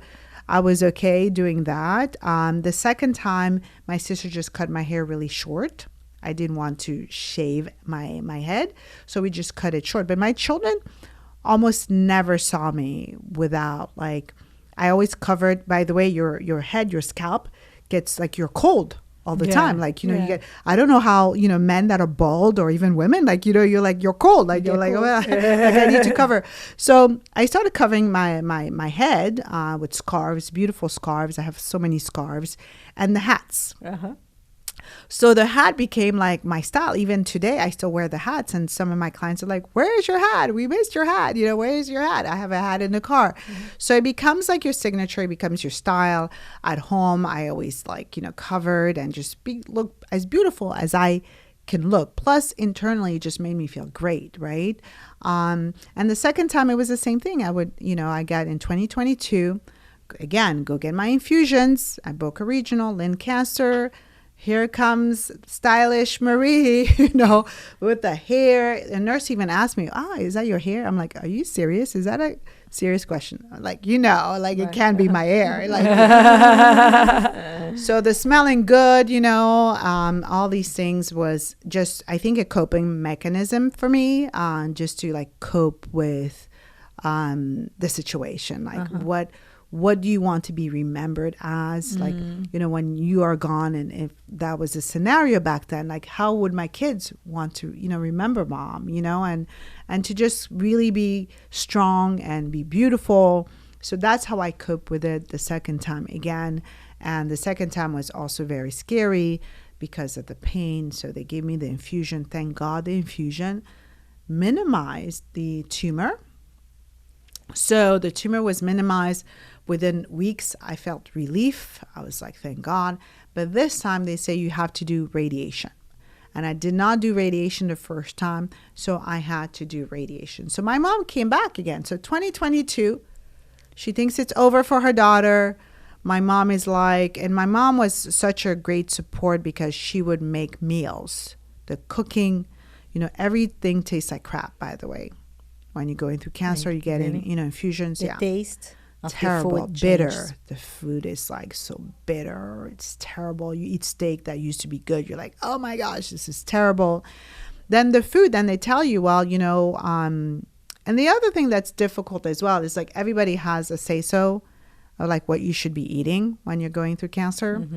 And I say back then, I was like, listen, everything I eat what tastes okay for me. You have to fuel your body because this medicine that is given to you is almost like killing you in a way. Yeah. So you need to fuel your body with things that give you kind of like reinforcement and energy. So at that moment, the second time when I got diagnosed and I'm going through treatment and radiation is planned, I decide we're going to be moving to Africa. Right. Like this is where the decision. I was waiting for this. I can't wait for the details. So Africa came because I was exhausted. I'm exhausted with like overwhelm, you know, a birth, being hospitalized, cancer one time, cancer again. I said, you know what? It is time to go to the motherland. It is time to impact women. Like I need more work. Creating more work. Ultimately, it is time to eat better. If it's stress, I need to go relax. If it's food, I need better food. Yeah. Organic food. Yeah. I don't know what it is, but I need to get out of Dodge. I need a change, a life for me, because I need to be here for my young kids. I need to change their lives as well, because my son was going through bullying in school. He's an introvert. He's not talking. I don't know what's happening. But at that moment, I just felt like it was just a big disaster. Nothing was working. And I tell my mom, and we were watching a lot of YouTube videos during the pandemic, right? Like you're watching, which country are we going to today? And that's what we did. This is how we travel through YouTube. Through podcasts, through, you know, videos, through whatever, and discovered people, discovered countries. So you had never been to the place that you moved to prior? Wow. Nope. And how like, so you go there, you love it? So we decide. First we decide, and mom says we were living in an apartment and we had to move out of the apartment. Like the lease was expiring. We had 2 months. So mom says, hey, honey, can you just wait till I leave? Like I leave and then you can start packing, right? Okay, mom. So you got 2 weeks. So mom was leaving in 2 weeks. We had to move out of the apartment in about 2 months. So we start packing and buying things because I already projected what that house is going to look like and how we had a 3-bedroom here, but I wanted to have a 5-bedroom house. I wanted to have a space for my sister to do hair. So we were buying things, furniture, etc. So you shipped it from here? We're filling the apartment first. Oh, okay. Like we're receiving City Furniture sofa. That's crazy. We're putting in the corner of this corner. I have images and videos how the apartment, you could not even come in. And how did the kids accept that change? Were they open to it? I think they were excited. They were super excited. And then I had my radiation appointment. So I go to, and we hadn't moved yet. So we just packed up, we put it in a container, and we shipped it. We're out of the apartment. We're staying with the girlfriends. We have nothing except the cars and ourselves. All of our stuff gone. You create. So I go to during Dr. those Panoff. times. She creates. Yeah. I go see Dr. Panoff. I said, Dr. Panoff, do I have 2 weeks before we start radiation? He said, yeah. What do you got to do? I said, I got to go to Africa. I got to go find a house. Crazy. I got to go find a house. I got to move my kids. So I have to do, like, he's like, yeah, you got time. I said, okay, I'll be back in 10 days. We booked the tickets, 4 of us. We arrived in Abidjan, Côte d'Ivoire. We had never been there ever in our lives. The container's en route, right? I mean, the container's in a boat. It's coming. It's coming. All of our belongings and lives are in that container. But you didn't even have a house yet. No house. No house in America. No house there. No house. And the whole furniture in the truck. In the container the on the house boat. in the container. Yeah, in a 40-footer container awaiting radiation. And I said, we arrived on a Thursday. I remember this is in 2022, like in July 2022. So we arrive next day looking at apartments, looking at houses, and I'm like, I don't want an apartment. I want a house. 5-bedroom, big yard, pool. My son wants a pool. My daughter wants dogs. We're going to get this dream, right? And we found a house like on a Saturday. We saw a lot of houses. I was in and out. I'm in real estate, so I was in and out. Yeah. And it's still like, it's a third world country still, right? Yeah. So a lot of the properties, we had beautiful properties, beautiful houses, but a lot of unfinished. Yeah. So I choose the unfinished one. Cement, no plumbing. Unfinished one. Yes, no plumbing. No cables, no electricity. So you had to finish the house. The house was, they had started... doida in Portuguese. 20 years. Yeah. Do you know what doida means? Crazy. People are like, it's not a good idea. No, this is a house. This is a house. I fell in love. This is what we're selecting. So I signed, the lease. Prior to signing the lease, apparently this house belongs to a big family. I don't know. Anyways, I'm like, this is a house and they need to finish. They have like 30 days. I think they finish a house in 2 months. No, 2 months. 1.5 months. Like 45 days they had. So I leave my sister there with my daughter. I come back to America because I have to do radiation with my son. I bring my son because my son... a little more delicate. So I bring him back with me. For 7 weeks, I drive every day from Boca Raton to Kendall because I had to do proton therapy. An hour and 20 minutes. Monday through Friday. I have to drive to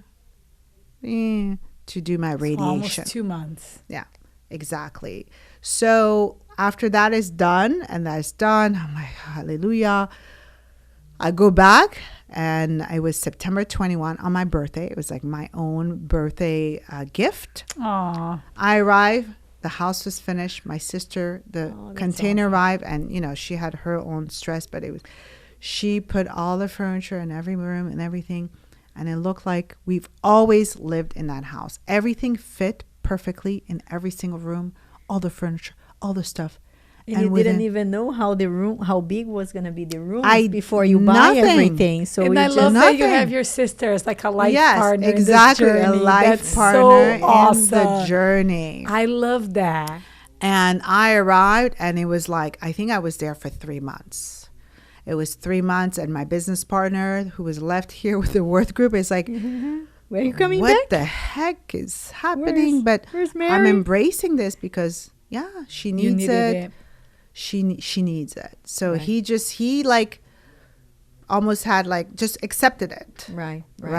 And that's another great business partner because he was like, okay, she needs that. He accepted it. And I was gone. I disconnected for 3 months and I was Good there. And nature and food and people and the friends that we met there. And it was just like we had always lived there. Oh, I love that. Like it was like we had always lived there. People would come after we had only been there 3 months. I have so many like friends visiting. We had only been in that house not even 3 months. I had a client come to visit from America. I had 2 other friends come to visit us and spend December, the first Christmas there. We had only been there 3, not even, like September, October, November. Yeah, 3 months. And they came and spend. Mom came too from Russia. She came and stayed like 6 months there. That is awesome. It became, so before moving, so what was the creation? The creation for me, having this home in Africa and for friends and family. I feel like I haven't spent, and I'm sure we can relate to each other, is that we run. We're doing our career. We're taking care of our immediate like family or whomever is under our roof. Yes. Right? But our friends and the rest of the family outside, we're not spending time. No. I mean, we've been talking about getting together For a year. but we're not getting together. Yes. Yeah. Right? And it is like a problem, I believe, is that we're not connecting on a human level the way when I'm there and You how connect. connecting. And meaning people just come over your house. Yeah. I'm And you here, got ding dong. neighbors. Yeah, Ding no, you dong, don't do I'm this here. here. No, you have to schedule. Imagine- He has to fit everyone's schedule. Like, it's totally like different. I want to stop by your Yes. house and be a ding dong. Ding dong. Right? Yeah. Like I want to do that. I But did that that. would be crazy here, But- right? right, Like right. here, you'd be like, In who's Brazil, in the house? this is normal. Yeah. Brazil Yeah. is normal. It's Yeah. like You I go just to happen to different be in the house. neighborhood and I want to say hello. Yeah. Yeah. And see how you're doing. I love that. Sometimes you might have friends that you've known for years and you don't even know where they live. Yeah. man. Yes. Because you go out and you grab a coffee or you grab lunch. Like, Yes. you know what I mean? Like, The it's connection, right. the Very connection different. It's that superficial. You know, this is why we have podcasts. This is why we are, trying to reach out to people. But when you're like taking a step back, when you're in Brazil, It's when you're different. like in Ivory Coast, like you can just ding dong, hello. Yes. I miss you. Yes. I want to chat. I want to see how you're feeling. There is a couple of that. friends that I Right. have Right. here in Boca that I do that. I Yeah. have Grazi and Rodrigo. They live close to me. So sometimes I just, like in the afternoon, I'll just go. I stop by. I want a coffee. Get us coffee. Do you have a cake? Yes. Because we are very close, and she's Brazilian as well. So we do have that, freedom of doing this. Yes. But it's like I don't do that with anybody else No. because not because I don't want Right. to, because Right. we Yes. are from Brazil, so we have that. I mean, Tali came very Yes. young, but I wasn't that But it's young, true. right? So You said. talking about food But for the yes. soul. It is food for the soul. Food Yeah. for the It's soul. food for I the grew soul. up like that, 100%. so Yes, I me knew too. what Me too. it is. Yeah. You So were I missing. wanted that. I was missing that food for the soul, and not just the physical food that has Yes. helped me, but also the food from the friends who would come over and sit there for hours. I had people that like come over at 10 p.m. Yeah. Ding dong, I'm here. It's 10 p.m. and we're up late there. Yeah. And then you have help there. That's the other aspect, Yeah. right? We have 2 live-in nannies. Yeah. We have a Nice. driver. Yeah, Guess what? I just wake up in the morning and say, I want that for breakfast. yeah. And the breakfast is made. Yeah. So I don't have the So you don't have the extraness. stressors of like, here you do it No. all. You You do go it to the all. store, Do you it can all. go Because everything. everything, like, Yeah, yes, I just, everything is so I expensive cannot too. anymore. Like I don't want. Not that I cannot. I can't. It's a choice. I It's a don't choice. want to anymore. Yeah. I Yeah. don't want that life anymore. I want the connection of people just stopping. So when I first got there, my sister's like, okay, can you like chill and not because my sister isn't as social as I am. I'm like, you'll call me? Oh, I want to come visit. Yes, sure. Yes. Come over. And she's like, okay, can we have like the house without guests? I love it. But I said, but this is the whole point. I want people in my space. Yeah. Because 35 years in America, I didn't have people in my space. Yeah. I want them in my space. I Yeah, want and them the to beauty come is over. that We're eating outside. The moment you did that, I think I met you. We were just starting that journey, and the moment she went, like the first time she came back, I think when we met at the bakery, Yes. you were just coming back from Africa. Yeah. And she was set already. I'm going back. That's my life now. And how do you manage that back and forth? Yeah. The back and forth is at the moment it's really refreshing, right? So when I'm there with the kids. Like I'm spending time. I'm going to school with them. How often do you? I've been doing 3 months. So like 3 months there, 3 months here, 3 months. So obviously the kids don't see me in 3 months, but thank God. You have FaceTime and you have WhatsApp time or whatever. So you have those things that really help out. Now, it is. And then your sister is there, so it's sister nice, right? is mom is Tata. They call her Tata. And the move would have not been possible without my sister. Obviously, like there's no way. There's no way I could have taken my kids somewhere and not having my sister. So sister, that family, the bond is instrumental. Yeah. And my sister has always been there. Of course, I've been there for my sister, of course. But these last few years, she's been there more for me, right, to do this. And ultimately, everyone has flourished there. Yeah.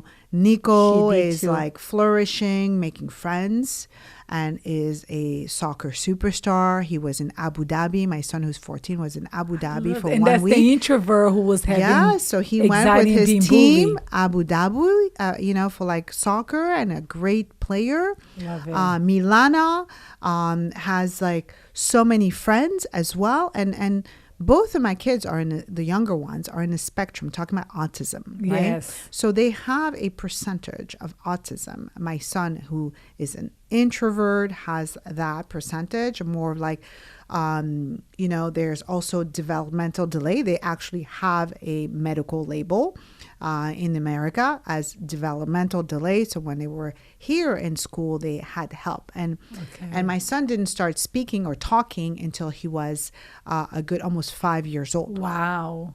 And then my daughter would express. She's very expressive. So she's the other spectrum, meaning she's quite expressive and would express herself and you wouldn't understand her.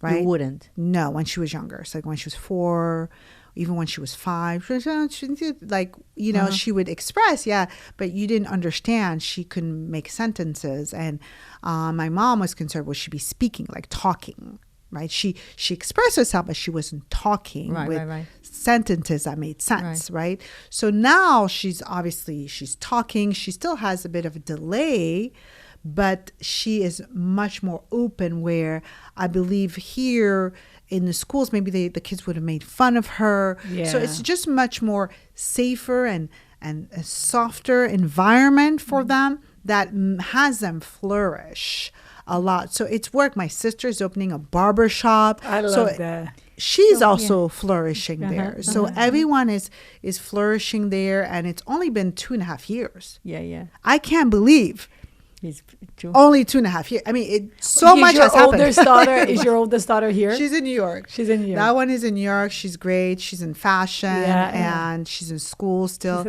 She's the one who definitely has closer attributes to me, like as far as brave and taking risk. So that's my daughter, Chloe. She is really phenomenal. And her, no problem. She was a fighter. She was like me. She can figure it out. The 2 younger ones, I believe, needed more different environment. I love that. Good for you. And it's important as a parent to observe that in your children. Yeah. My mother has said this was a life-changing for especially my son. Like she said to me, and I quote, "You saved his life." Oh, wow, that's cute. Right? Like I was seeing his trajectory. Like I was seeing that he's a teenager, and I was just seeing bad news for him here. Right? Like with a lot of things happening in this country, unfortunately, with a lot of teenagers and being affected with mental health. Yeah. There's certain of those conversations in environments, smaller environments, smaller cities, outside of cultures, like different cultures, where mental health isn't. Because, what is mental health? There's different aspects of what it is. But the connection. Yeah. Children in America... They don't connect. Are not connecting. They don't connect. And, Abidjan, where they are, it's a lot of connecting. Yeah. Between friends coming over, ding dong, right? Like, between kids just coming over to play, without a permission. It doesn't have to be like, let's I'll pick plan you up in 2 it. hours. We're going to be doing it for From 3 to next 5. month from 3 to 5. Yeah. Yeah, that's how it is. There, the kids just get dropped off, and the nanny, their nannies sometimes come over. However, it is just like free for all. connect. The kids are being kids. They're connecting. They're having fun. So those are some of the cultural differences, which I already knew. I was aware. Like, I know how it is there. So the flourishing, the back and forth, and managing it all. Now, how long am I going to be able to do the back and forth is undetermined, right? Because again, it can be strenuous. Like, I want, as a mother, just to spend time with my children. Of course. That's all I want to do. Yeah, that's And as I'm hard. getting older, like, it's a lot of things are becoming insignificant, Right. Yes. right? Yep. You're like, this is- Yeah, we talk about I that just all the want to time. be at Yes. home with my children. I want to walk barefoot in the grass in my backyard. Yeah. Yes. I want to eat good food. I want to have friends over. We're sitting and just talking going. and talking. going. I was talking. going to say, I'm about to get a house next door. You come over. gonna go visit There's her. room. Ding dong. I know. And we just talk and talk and talk. There's no TV. That's We don't spend time in front of the TV because we're just connecting and talking and talking. And I realized, wow, all these years, like this talking and connecting about everything and sharing. Like, we have friends that come over there and you're like, hey, how was your day? Oh, yeah, I had this headache. I went to the doctor, or something to do, and so or there's an emergency. Everybody comes over. Like, hey, there's the need kid, this, you and need help. like, What you do need you help. need? Yeah. But like, everyone No, is it's a there for community. you. It's really a community. Yes. But sharing from really that deep side and without feeling judged, right? Sometimes here you're sharing and you're like, oh, I shouldn't say this. I'm going to be judged. Because we You got to have be to have so filter. tough in America. Hey, how you Yeah. We feeling? gotta be What's so that? tough. Oh yeah, I got We got- No, there's you know, no the filter culture for is everything, crazy. because if you say something, No. such is not gonna I mean, like it there- because you're not being.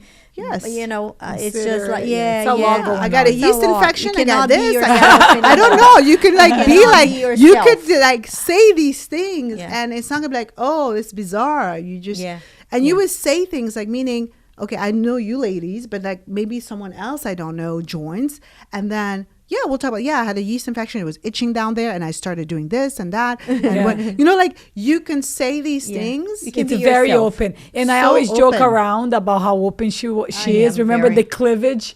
The previous guest, she was talking about the cleavage in a Oh, very yeah, proper way. Oh Like, yeah, this she, is she's Andrea, a, no she's, filter. she's very a, Brazilian. image. Right. She's an image Consultant? Consultant, yeah. So she was saying like the difference between sex clothes, Sexy, sexy and sensual. Right. sensual, Right? yeah. Sensual. So she was saying, in a very nice way, that you have these cuts, and I'm like, oh, you're showing your boobs. She goes, yeah, when you show your boobs.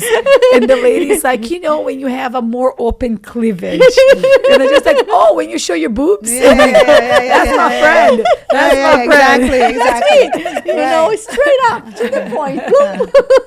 Yeah, and the other thing, talking about that, like actually being a woman and being, I don't know about you ladies being in South Florida, and, Brazilian women are gorgeous, right? So I'm sure when you go even to Brazil, I mean, it depends where, but I don't think that all of Brazil have the same type of women, like skinny and, like there's all kinds of absolutely not. shapes. Yes. For Yeah, sure, depends right? where you go to. Okay, it depends. I went to Colombia and I was like, there's all kinds of shapes. Yes. Because the stereotype here is that Latin women is a certain way, or the Yes. Brazilian women is skinny Yeah. in a certain way, Yeah. right? And what I love about living or going back to Africa as a whole, but being in Ivory Coast, is that the women are all shapes, and So they're it's okay. beautiful. I love that. Like they're beautiful in their That's so poof, powerful. Poof, here, So there. Like powerful. there are big women. Like my Yeah. sister, there's a word for her there in their dialect. It's called apuchu. Apuchu. Because my sister is voluptuous. Here. I mean, she's just bigger. They call it overweight here in America, but there they call it apuchu, and they love those type of women. They're like, yeah. So she's popular. Me, I'm too skinny for men over there.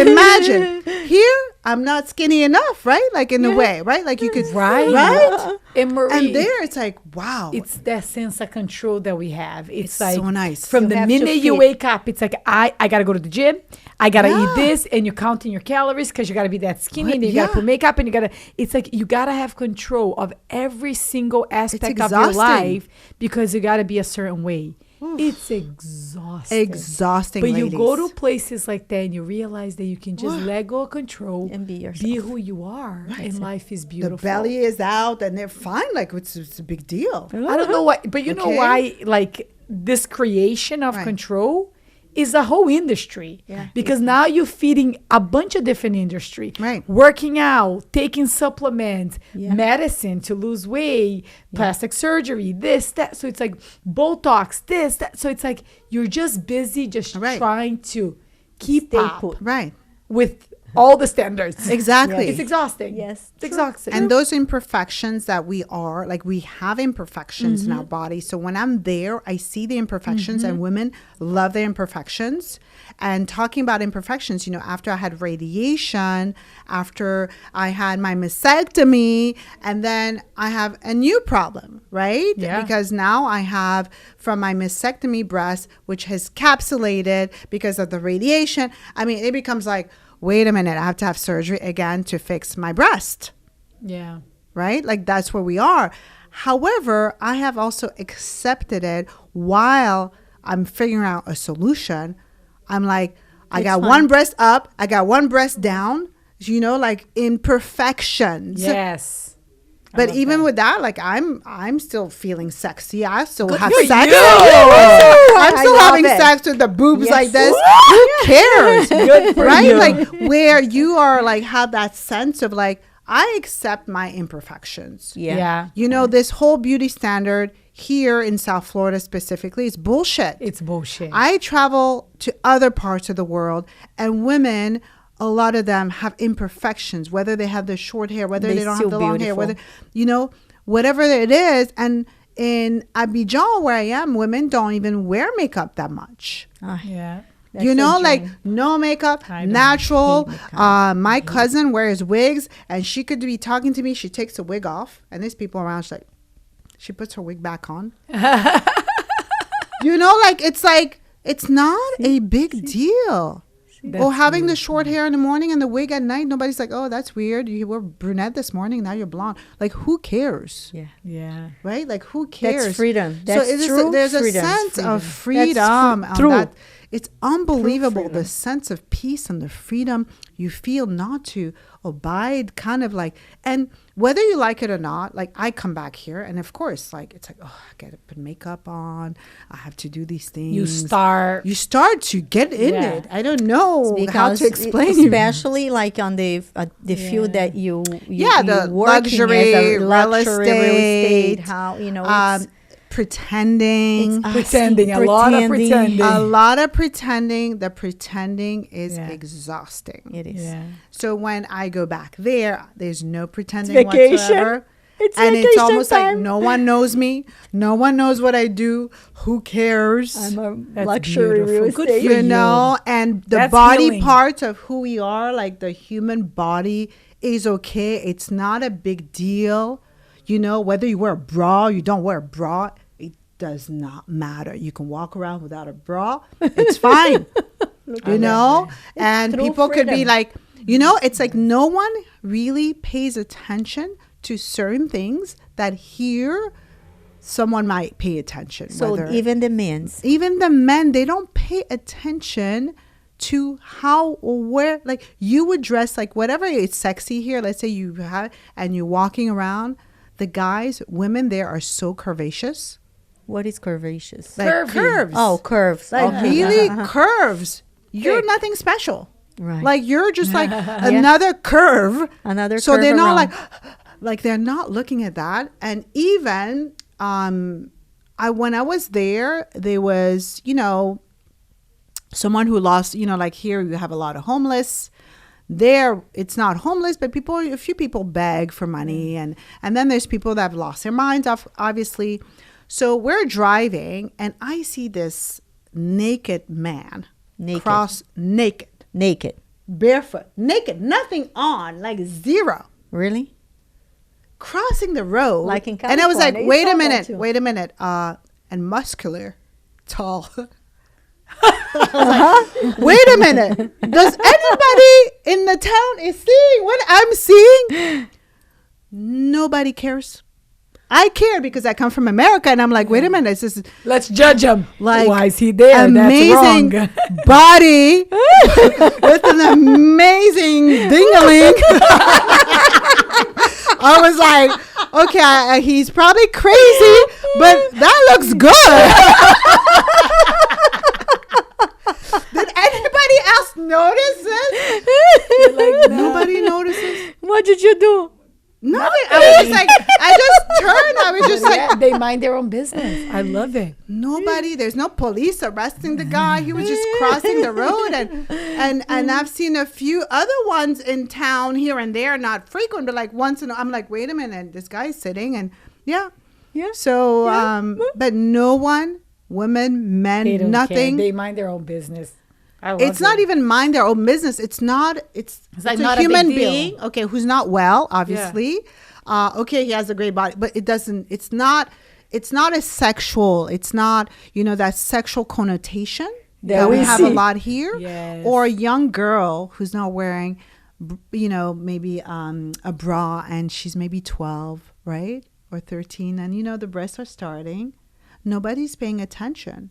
It's not a Really? thing. They are No. just kids. That doesn't. They are kids, that they right? don't Like see it it's like not that a yet. sexual They don't. connotation. Ingênuo. It's just Genuine. non-existent. Genuine.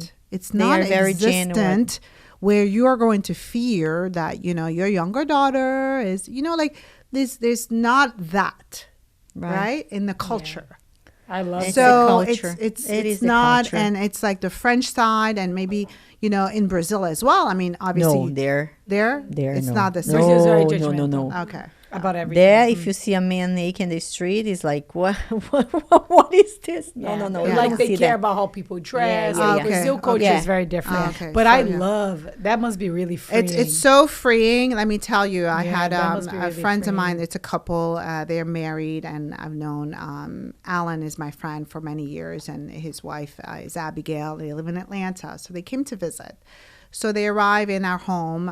They stayed with us with their 3 sons. They have big boys, and his wife is like, Marie, Alan and I were not, getting along. We're not in a good place. I'm sure you know about it. I'm like, no, I don't know. Okay. I didn't know. He didn't tell me. I was like, no, I don't know. I said, I'm sure you guys will figure it out. So anyway, so she was there. She connected with nature in our home. She connected with the town. Like when she left, and we've had numerous conversations, just talking. Right. And since they've left and went back to Atlanta, and Alan, my friend, says, I don't know what happened in your house, what happened in that country, but my wife is like A different turnover. person. Yes. She started getting busy because she hadn't worked in over 6-7 years. So that was one of the issues. She's just at home. She was tired. She's not motivated. Nothing is motivating her. So when she went back from being in our environment, she got food for her soul. And she went back to Atlanta. She's like, what am I going to do? What am I up to? And she's doing whatever she wants to do. But she was stuck as a human being. She was stuck in her marriage. And here, things just shifted by spending that moment there.